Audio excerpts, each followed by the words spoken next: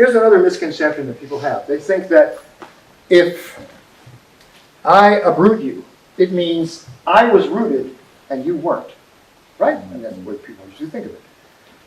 Think about it. How can I uproot you if you weren't rooted in the first place? It's a wrong concept. Actually, you can only uproot someone who is rooted. In other words, she should be practicing exactly what I'm practicing. Not leaning, but taking the force into the root, like this. When she does it, when we're both practicing it the same, what happens is the first person to release the wooden ball, they're the one that catches the timing. But she should be also trying to release it. And if she releases it first, there, she caught it.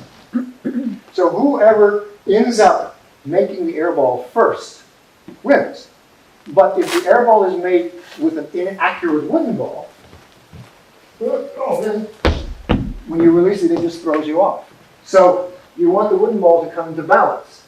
If it doesn't feel in balance, then you have to keep playing. And the other thing is, it doesn't have to become static. It can happen even as it's rolling. In other words, it's like I could uproot her here, right? Or here. But the thing you gotta understand, I can also uproot her as this is happening. I don't have to wait. It doesn't have to be broken. Because my contact is continual.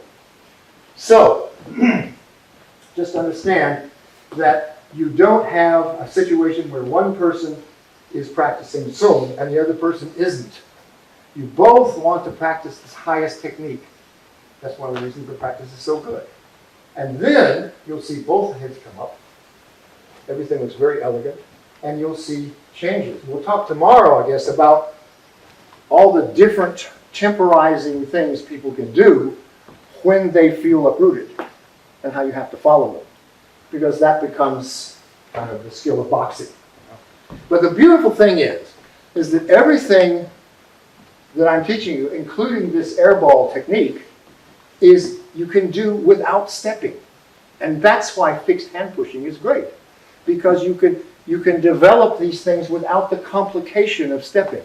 A lot of people have a terrible misconception, I think, that the goal of Tai Chi Master is to be able to not move. In other words, to not have to use steps. I've had guys come to me, they say, oh, I'm like so advanced.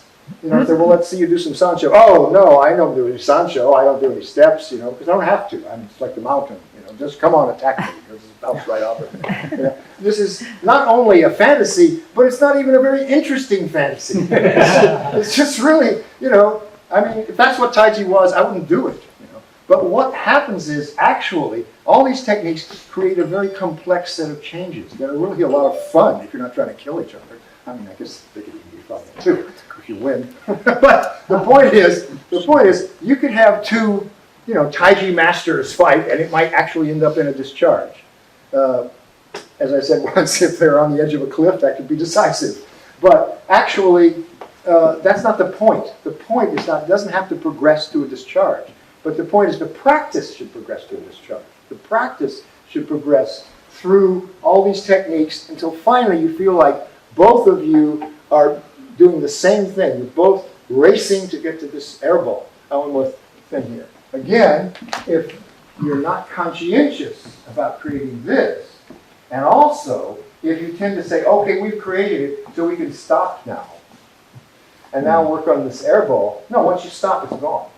So this has to remain active.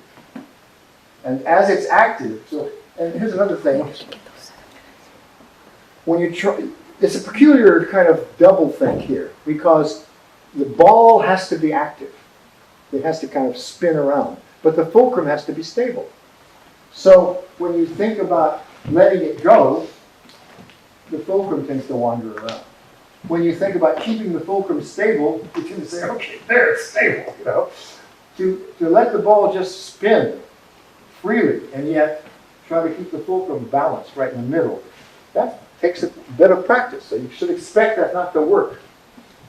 But if it worked, you would feel, even though this is active all the time, this continual, what they call circle of retreat going this way.